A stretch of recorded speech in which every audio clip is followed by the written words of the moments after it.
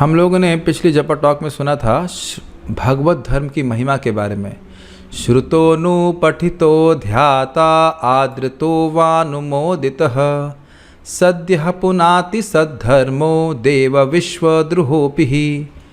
इस भगवत धर्म को, भक्ति के धर्म को उनके बारे में सुनने से, पढ़ने से, इसका ध्यान करने से, इसमें आस्तिक बुद्धि करने से अर्थात आदर करने से, या कोई और व्यक्ति कर रहा है उसकी अनुमोदन करना कि अच्छा कर रहा है, ऐसा करने से सद्यः पुनाति, तुरंत शुद्ध हो जाता है। पुनाति मतलब शुद्ध हो जाता है। कौन? देव विश्वद्रोहोपि। अगर कोई व्यक्ति देवताओं का भी द्रोही क्यों ना हो और पूरे विश्व का भी द्रोही क्यों ना हो। तो लोगों को कभी कभी सीधे विश्वास नहीं होता है। एक बात तो समझने वाली इसमें यह है कि देखिए, व्यक्ति शुद्ध तो तुरंत हो जाता है, लेकिन भगवत प्रेम प्राप्त करने में समय लगता है। इसके लिए व्यक्ति बारंबार भजन करता है। ऐसा नहीं है कि एक नाम उच्चारण करने से जीव शुद्ध नहीं होता। बारंबार व्यक्ति नाम उच्चारण कर रहा है भगवत प्रेम प्राप्त करने के लिए, शुद्ध हो जाएगा तुरंत ही। इसके संबंध में भक्त लोग कुछ सच्ची घटनाएं बताते हैं और उसको मैं आपको सुनाना चाहूँगा यहाँ पे। एक घटना है, ये परम पूज्य गुरुनानवा प्रभु, ये शिला प्रभुपाद जी के शिष्य हैं और ये ऑस्ट्रेलिया में रहते हैं। इन्होंने ये कथा बताई थी, इसकी रिकॉर्डिंग भी मेरे पास है, इंग्लिश में है।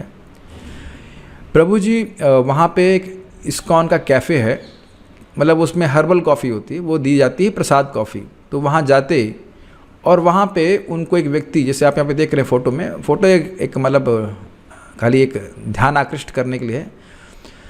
वो उसका नाम था टॉम या कुछ ऐसे नाम था, और वह भी आता और वह भी इसी प्रकार से सामने सामने बैठते और वो चाय पीते। चाय का मतलब है वही हर्बल टी वगैरह जो भी कुछ पीते होंगे या और कुछ खाते होंगे, स्नैक्स, प्रसादम स्नैक्स। और रोज़ इस प्रकार से होता और करते करते उनमें मित्रता होने लगी, कुछ बातचीत होने लगी। कुछ 2 या 3 महीने के बाद वो आना व्यक्ति बंद हो गया और गुरुनानवा प्रभु के पास एक मैसेज आया कि टॉम या जो भी उसका नाम था वो मरने वाला है और वह चाहता है कि आप उसके पास में आएँ। तो गुरुनानवा प्रभु उनके पास गए, उनकी पत्नी भी साथ में थी। उनको मालूम चला कि वो व्यक्ति कैंसर से पीड़ित है और वह मरने वाला है। तो उसने बोला कि मेरा अब शरीर छोड़ने का समय है, या तो ये नहीं बोला होगा शरीर छोड़ने का समय, उसने बोला I am going to die. इतना दिव्य ज्ञान नहीं है उनको कि शरीर छोड़ा जाता है। तो उनको पता, वो सोच रहे कि मैं मरने वाला हूँ, क्या आप मेरी कोई सहायता कर सकते हैं। तो वृंदावन की रज और उसके बाद तुलसी माला भगवान को जो अर्पित थी, या जो भी भगवान को अर्पित फूल माला थी, वो सब उनको अर्पित किया। तो उनके ही सामने और उनके ही हाथ में, मतलब समझ रहे हैं, उनकी गोद में, एक्चुअली वो बोले थे कि जब तक मैं मर नहीं जाता तब तक आप लोग यहीं पे रहिए। तो वो लोग सहायता किए, वो रहे, प्रभु जी भी और माता जी भी। तो उनके सामने वह उठा, जैसे आप इस फोटो में देख रहे हैं, वो व्यक्ति एकदम से उठा और उसने कहा मैं एक बहुत अच्छे स्थान पर जा रहा हूँ और मैं उसे देख सकता हूँ। I am going to a very nice place and I can see it. जो आप कहेंगे इसमें कौन सी आश्चर्य की बात है। देखिए, मृत्यु के समय जो पापी लोग होते हैं उनको लेने के लिए यमदूत आते ही हैं, और यमदूत बड़े भयानक होते हैं और वह व्यक्ति को नरक लेके जाते हैं। तो जब कोई व्यक्ति नरक जा रहा होगा तो ये नहीं कहेगा कि मैं बहुत अच्छी जगह जा रहा हूँ, मैं देख सकता हूँ, ऐसा नहीं बोलेगा। मान लो कोई व्यक्ति को पुलिस वाले पकड़ने के लिए आए तो स्वाभाविक सी बात है, वो ये नहीं कहेगा कि मैं बहुत अच्छी जगह जा रहा हूँ, वाह वाह, बहुत खुश हो जाएगा, ऐसा नहीं होगा। तो आप कहेंगे फिर इसमें कौन सी विशेष बात है। गुरुनानवा प्रभु ने देखा कि इस व्यक्ति के घर के बाहर मर्सिडीज़ की लाइन लगी हुई है, एक के बाद एक बहुत सारी मर्सिडीज़ लगी हुई हैं। तो क्या चक्कर है भाई, ये व्यक्ति मर रहा है और इससे मिलने के लिए इतने लोग आ रहे हैं, निश्चित सी बात है कि बहुत धनी व्यक्ति होगा। तो पूछा उन्होंने कि करता क्या था, और उनको आश्चर्य था कि टॉम हमेशा दुखी क्यों लगता था। जब भी उनसे मिलता वो हमेशा दुखी से बहुत परेशान सा लगता था। तो उन्होंने बताया कि ऑस्ट्रेलिया से जितना भी गो मांस निर्यात होता था और जितने भी ट्रकों में जाता था, उन सभी ट्रकों का यह मालिक था। तो आप कहेंगे इससे क्या हो गया। तो आप ज़रा समझिए, किसी पशु को मारने वाला, उसे खाने वाला, उसके मांस को पकाने वाला, पैसा देने वाला, अनुमोदन करने वाला, सभी को उस पशु की हत्या का वध लगता है, और ट्रांसपोर्ट करने वाले को भी। अब ये समझिए कि एक गाय को मारने का इतना पाप है कि उस गाय के शरीर में जितने बाल होते हैं उतने 1000 साल तक यमलोक में व्यक्ति को बहुत कष्ट भोगना पड़ता है। अब आप समझ सकते हैं कि कितनी गायों की हत्या का पाप इस टॉम के सिर पे था, इसी कारण से वो दुखी था। लेकिन देखिए, उसने तो हरे कृष्ण मंत्र भी नहीं जपा, भगवान का प्रसाद खाकर, भक्तों से मित्रता करके, कुछ माला भगवान की अर्पित हो गई उसे प्राप्त करके वो ये बोल रहा है मृत्यु के समय कि मैं एक बहुत अच्छे स्थान पर जा रहा हूँ। कितने विश्वास दिलाने वाली बात है। अब बताइए, अगर इस प्रकार से हल्का सा भक्ति का संपर्क होने से विश्वद्रोह था ना, गायों से द्रोह करने वाले व्यक्ति को कहाँ माफ़ी है बताइए। लेकिन वह भी व्यक्ति बच गया। अभी बिल्कुल सच बात है, अब प्रभु जी जिंदा हैं, मेरे पास अभी अब पता नहीं है कि नहीं, वीडियो में मैं जानबूझ के दोबारा पूछवाया था, प्रभु जी आप इसको फिर से बोलिए, और मैं रिकॉर्ड भी किया था उसको। बहुत अच्छी ये बात बोल रहे हैं, झूठ बोलने के लिए थोड़ा प्रभु जी बैठे, उनके सामने की घटना है। तो अब बताइए, अगर कोई व्यक्ति 16 माला जप नियमित रूप से करेगा, 4 नियमों का पालन करेगा, तो कैसे व्यक्ति भगवान के पास नहीं जाएगा। सर्वेश प्रभु बोल रहे हैं कि उस क्लास में थे। यस, ये एकदम सच बात है, झूठ नहीं बोलने के लिए बैठे हैं यहाँ पे हम। तुलसी जी हमारे सामने हैं, धाम में बैठा हूँ, समझ रहे, झूठ नहीं बोल रहा इस बात को। क्या आप लोग अगली स्टोरी भी अभी सुनना चाहते हैं या कल सुनना चाहते हैं? You want to hear the next story? Okay, so let's go for the next story. ये है अनुमोदन के संबंध में, ये परम पूज्य नारायणी माता जी ने सुनाया है। बड़ी सुंदर फोटो यहाँ पे रखी गई है। ये समझ गए ना, विश्वद्रोही व्यक्ति भी किस प्रकार से शुद्ध हो गया तुरंत, ये हमने सीखा भगवत धर्म में। अब हम सीखेंगे कि किस प्रकार से अनुमोदन करा किसी ने। अनुमोदन मतलब होता है अप्रिसिएशन। तो वह कैसे भयानक भय से मुक्त हो गया। हुआ ये कि एक समय एक व्यक्ति है स्वीडन में, नाम तो माता जी नहीं बताई, लेकिन वो बता रही थी, एक डिवोटी है, वो कुछ समय पहले मर गया था। तो ऐसा हो सकता है मैं कहूँ कि मैं परसों मर गया था, आज आप लोग क्लास दे रहा हूँ, ऐसा संभव नहीं है ना, मानेंगे नहीं आप, लेकिन ऐसा हुआ। तो हुआ ये कि वह मर गया और मरने के बाद यमराज जी के पास गया। तो आप कहेंगे अरे वो लोग तो यमराज जी को नहीं मानते हैं। भले वो यमराज जी को ना माने, लेकिन यमराज जी उनको बहुत मानते हैं। कोई भी पापी कहीं पे भी हो, यमराज जी पूरी तरह धर्मनिरपेक्ष हैं, तो पापियों को वो लेके आते हैं। तो आप समझ रहे, विदेश में तो लोग पाप करते हैं, कोई आश्चर्य की बात नहीं है। तो वह यमराज जी के पास गया। तो यमराज जी ने कहा भाई इसने कोई पुण्य किया है?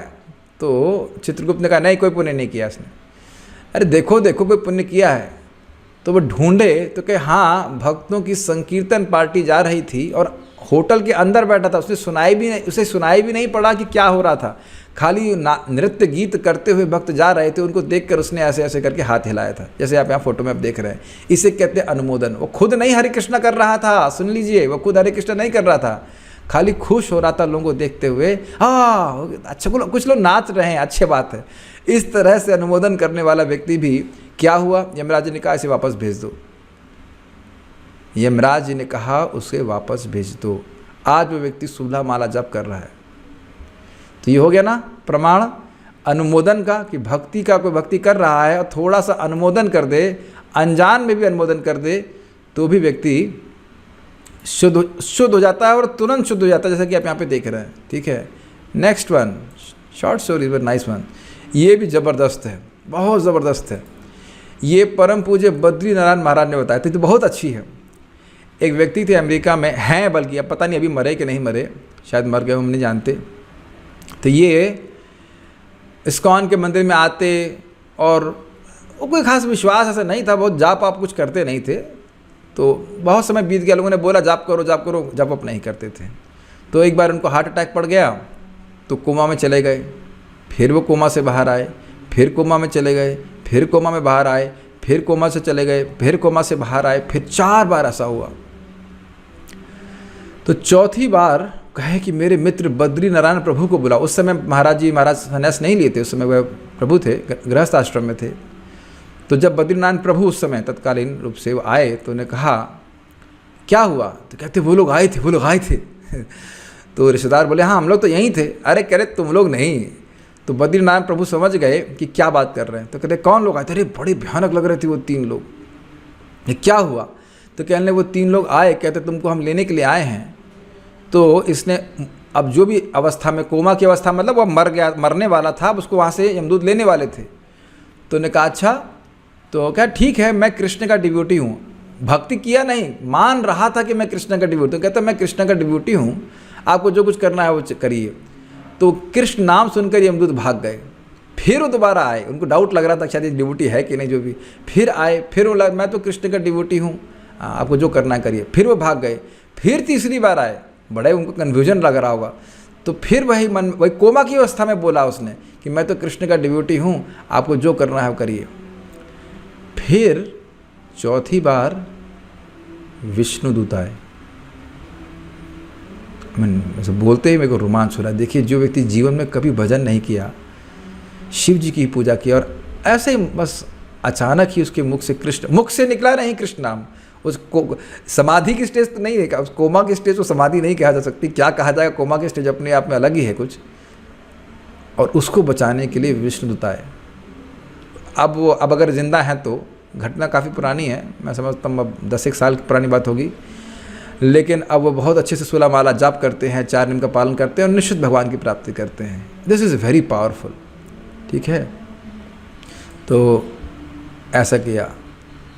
ये भी बहुत, ये तो घटना माता जी स्वयं बताई। ये परम पूज्य कुशा माता जी हैं, ये भी प्रभुपाद जी के शिष्य हैं। एक्चुअली सारी स्टोरीज है ना, कुछ वो प्रभुपाद के शिष्यों ने बताई। ये बहुत सुंदर है।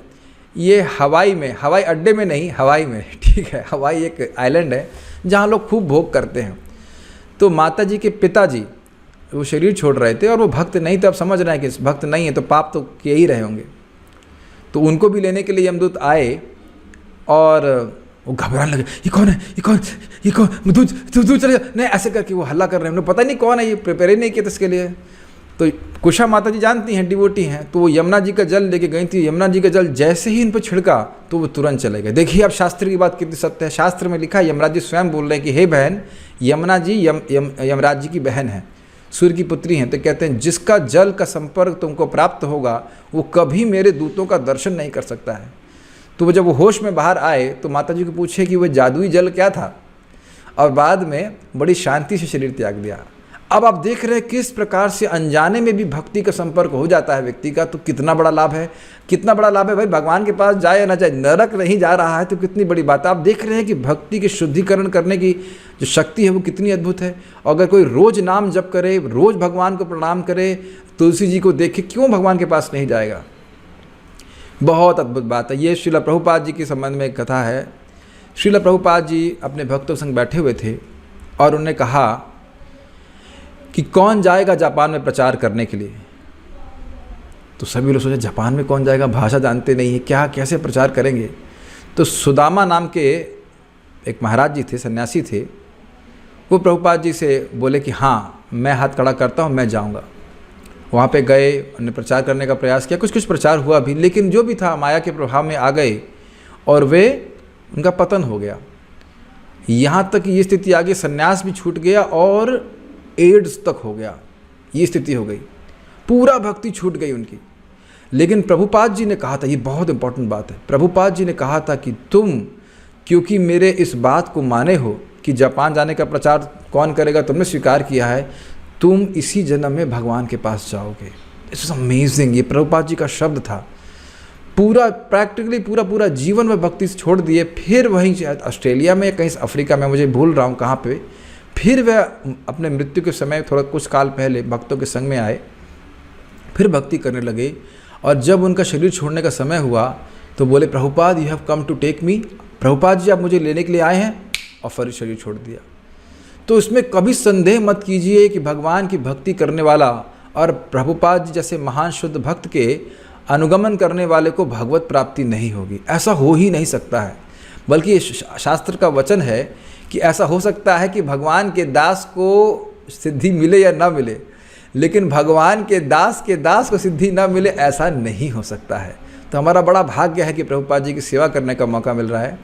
और इसी विश्वास के संग हम सभी लोगों को स्वयं भी हरे कृष्ण मंत्र करना चाहिए और दूसरों को भी किसी न किसी तरह से इस हरे कृष्ण मंत्र से, इस भक्ति से कनेक्ट करने का प्रयास करना चाहिए। तो आपने देखा किस प्रकार से भगवत धर्म तुरंत ही जीव को शुद्ध करने वाला है। उम्मीद है कि आप लोग को ये स्टोरीज अच्छी लगी होंगी और ये सब सच्ची स्टोरीज हैं, झूठ बोलने के लिए हम यहाँ नहीं बैठे हैं। हरे कृष्णा। श्रील प्रभुपाद की जय।